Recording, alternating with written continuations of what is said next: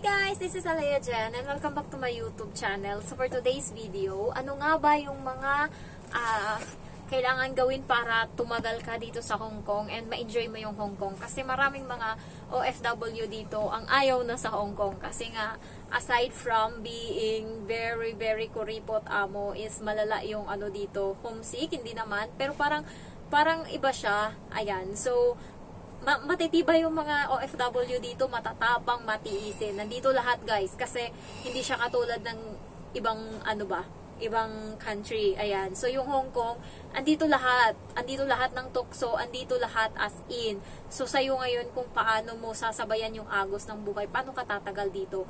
Kasi yung iba guys, hindi lang naman dahil sa amo kaya umalis. Marami ditong nagpapakamatay, maraming tumatalon. So, maraming nadidepress dito kasi maraming manluloko. Unang-una is kailangan piliin mo yung maging kaibigan mo. Kasi merong mga kaibigan dito na magpapahamak sa'yo. Merong mga kaibigan na yun yung magiging mitya para magpakamatay ka. Kasi nga guys, huwag kayong magpapaloko. Kapag hiningan kayo ng pera or inutusan kayong mangutang, ganyan-ganyan, red flag na agad yan, iwasan nyo yung mga ganyang kaibigan. Di bali nang wala kayong kaibigan, basta hindi kayo yung gagamiting. Alam nyo yun, yung nagiging guarantor kayo or may pinapirma sa inyo na uutang sila. Wag na, kahit wala na kayong kaibigan, kaya importante na wag kayong makipagkaibigan lalo pag hindi nyo kilala. Katulad nung nakaraan nung sa Shamshoy po nga ako namimili. Hindi ako maano na tao. Mabait ako, pero may limit. Merong babae na, ayan, lumapit sa akin. Nagtanong, ilang ano ka na dito sa Hong Kong? Sabing ganun. So, kahit nasabihin mong wala siyang intensyon na masama, ikaw na yung pumrotekta sa sarili mo. Sabi ko sa kanya, ano na po, 1 year na. Tapos, maya-maya, umalis na ako kasi sabi niya, ayain sana kitang mag-ukay-ukay pa daw dun sa kabila. Sabi ko, hindi na, uwi na ako kasi nag-grocery na ako, masisira tong mga pinamili ko. So, alam kong wala sang intensyong masama, pero ayokong dagdagan na yung kaibigan ko. Okay na ako sa kaibigan ko na matagal ko nang kasama, nakasama ko sa paggala. Ayan, okay na ako dun. At least alam ko na mabubuhay ako kahit walang kaibigan. As long as nandito, meron akong kwarto, nakakapagpahinga ako. Kasi kapag day off ko, okay lang sa amo ko na hindi ako lumabas muna.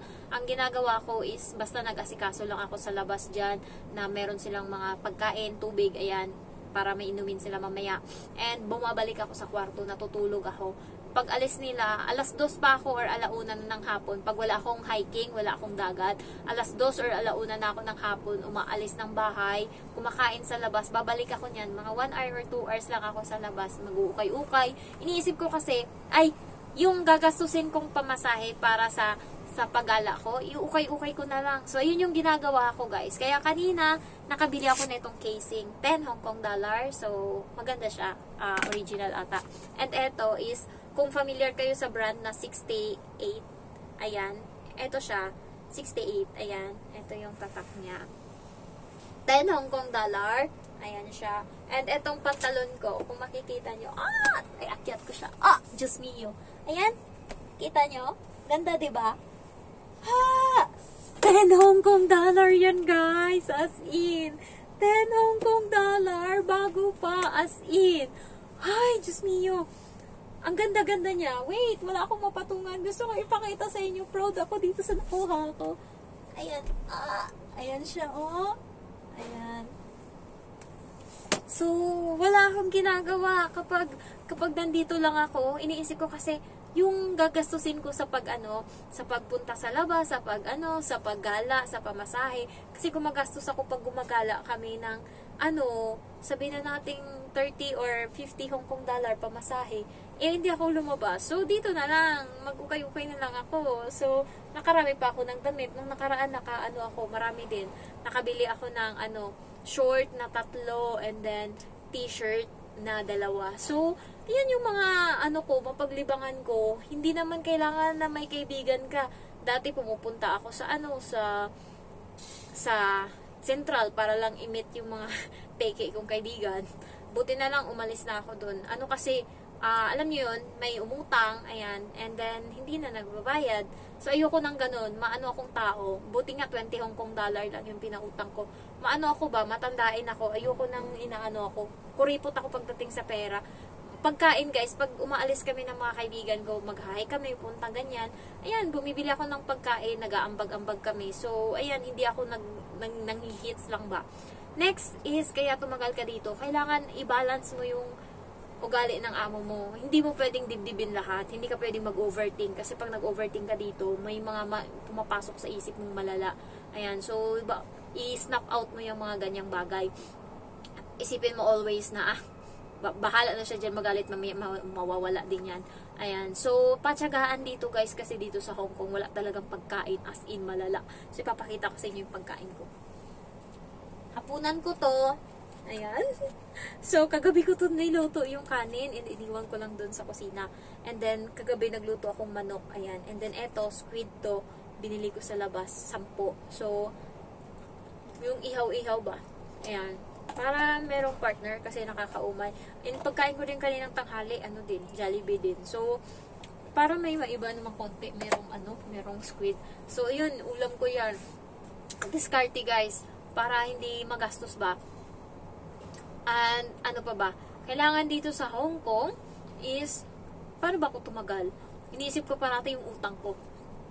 Kailangan kong bayaran, kailangan kong matapos yung bahay. Dapat may goal kayo kapag nag-abroad kayo. Kasi kung nag-abroad lang kayo para lang wala. Hindi kayo magtsatsaga. Kasi the more ng mga amo dito masigawin, alam nyo yun, mapagbata. Ayan, wala pang kulang pa sa pagkain. So, kung ikaw na madamdamin ka, matagal ka nang nag-give up kasi wala kang pangarap. So, ako, matagal na siguro ako nag-give up kung wala lang yung bahay na natingga. Kung wala lang yung bahay, yun talaga. Parating, pag gusto kong mag-give up, parating pumapasok yun talaga, promise, parating pumapasok yung bahay na kailangan kong tapusin. Puta, dahil sa bahay na yan. Kaya minsan nasisisi ko yung bakit parang ako yung pumasan lahat ng problema? Kasi nga, parang iniisip ko, bakit ang unfair? Ako lang ba yung anak? Marami naman kami. Bakit ako yung pumapasan lahat? And kanina nga, wala na akong pera guys. Kasi nga binayad ko na. So, natitira sa akin, kada sahod is 500 Hong Kong dollar. Bilhan ko ngayon ng load, 100. Ko ngayon, ikarga ko sa octopus ko 100, so matitira sa akin 300. Yan yung budget ko, pangkain, pang grocery, lahat-lahat.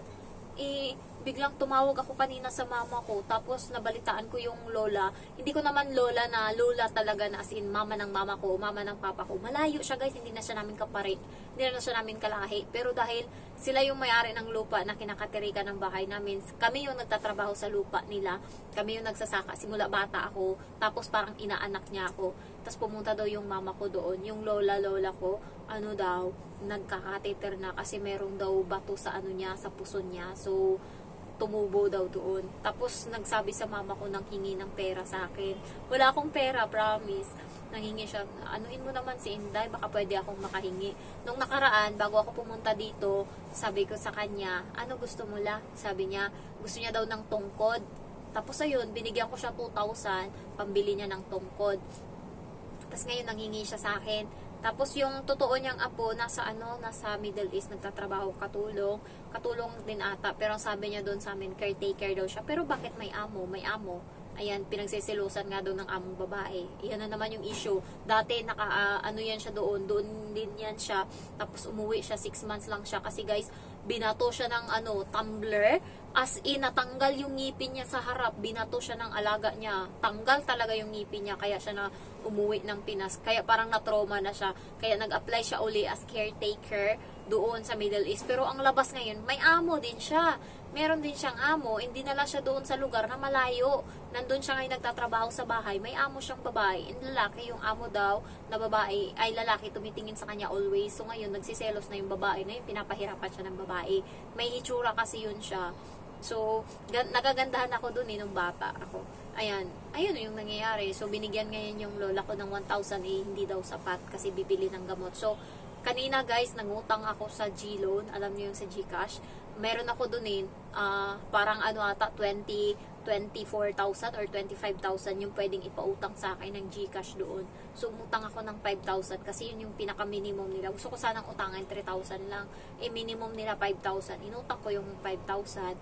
So, pinadala ko yung 3,000 doon, 1,000 sa lola ko, 2,000 sa mama ko. Iniwan ko yung 2,000 dito para in case meron ako.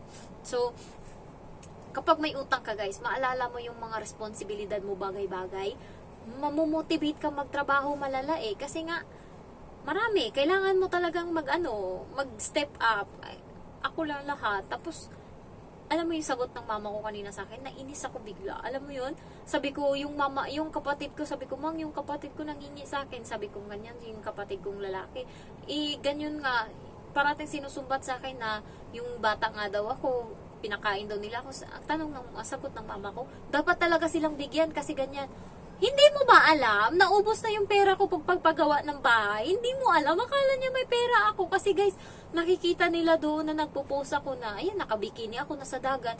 Diyos ko, sabi ko sa kanya kanina talaga, Mang, nakikita mo yung picture ko na yan? Hindi ako kumakain yan. Hindi ako bumibili ng pagkain kapag day off ko. Binabayad ko sa pagpamasahe para may panggala ako. Kumukuha ako ng pagkain dito sa amo ko para lang makakagala ako. Kasi kung hindi ako gagala, para lang kawawa naman ako, wala na. Parang wala na rin napuntahan yung buhay ko dito. Nagtatrabaho ako, hindi ko malang na-enjoy. Sabi ko gano'n sa kanya. Kasi sagot niya sa akin, dapat lang nabigyan yan sila kasi kapatid mo naman yan. Kung may pera ka, bigyan mo. Oo nga, nandun na tayo. Pero, yun yung isasagot mo. Akala mo mapera ako. Kaya sabi ko talaga sa kanya, Mang, nagsalita ako kanina. Sabi ko, 29 na ako, malapit na ako maging matandang babae. Maging laon. Sabi ko gano'n sa kanya. Sabi niya, di mag-asawa ka na. Sabi ko, sige, tapusin ko lang yung bahay Sabi ko gano'n sa kanya kanina. Tapusin ko na lang yung bahay, last na yan. Sinabi ko talaga sa kanya kanina.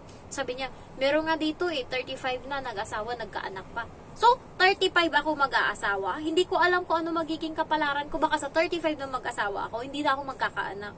So, hindi ko pwedeng yung sarili kong kaligayahan kasi ire-regret ko to sa huli kapag hindi ko alam mo yun, pag sila parate yung iniisip ko. Naglabas na ako ng hinaing sa inyo. Marites na.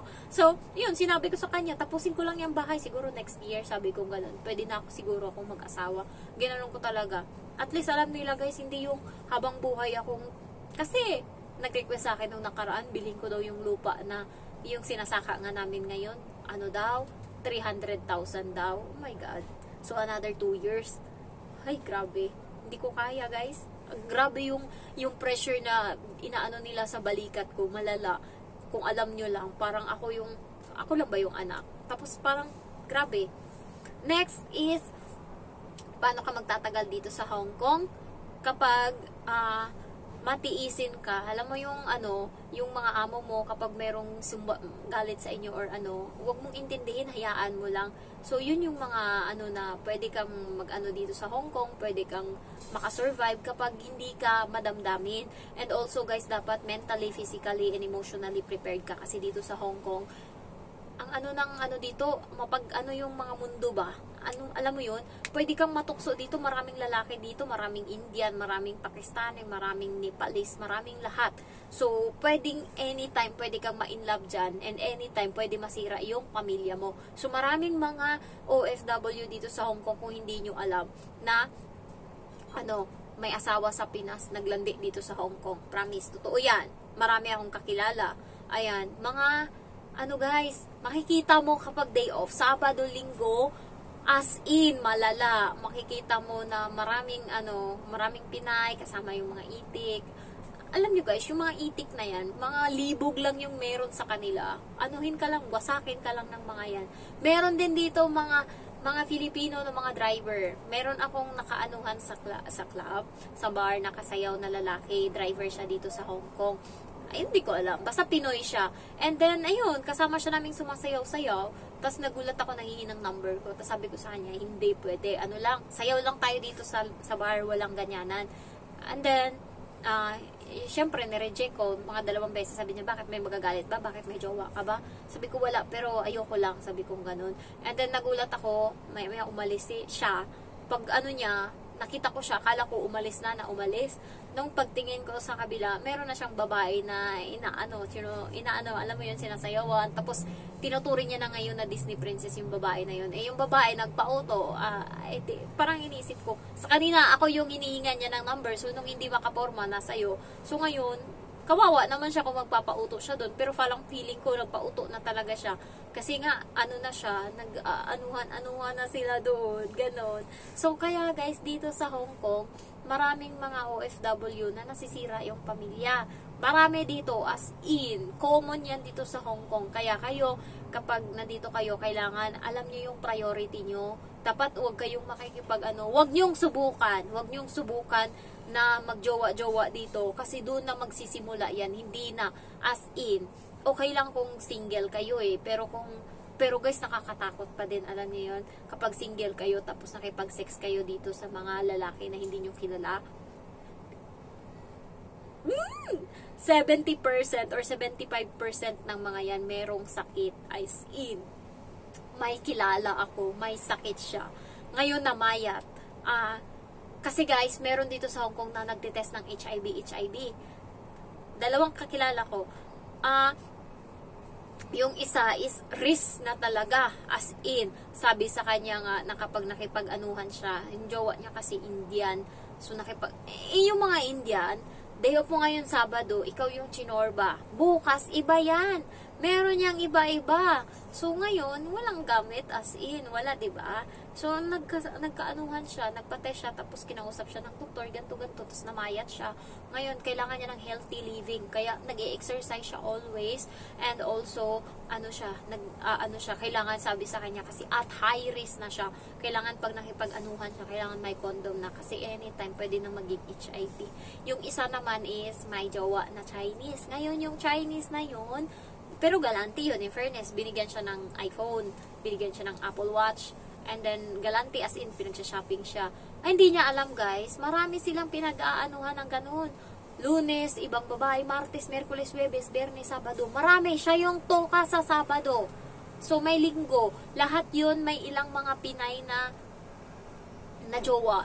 Nagkabukuhan ngayon. Tapos doon niya nalaman, di minura-mura niya. Pero na-inlove na siya doon guys. Ang malala is nagkaroon siya ng tulo siguro yan sa atin. Meron siyang ganun ngayon. Kaya sabi din sa kanya, huwag siya munang makipag-sex. Ipahinga niya muna yung kipay niya. So, yan yung nakakatakot. Kaya dito guys, huwag kayong sumubok. Huwag na, as in. Mamuhay kayo ng tahimik. Mamuhay kayo ng Pero marami din ako nakikita mga OFW dito na masaya sa buhay nila. Alam niyo yung kontento na sila, nasa park, kumakain, nagpapahinga, ganyan. So, yun yung gusto ko. At least ako, napupunta sa pagbibihit, sa pag-hike, ganyan.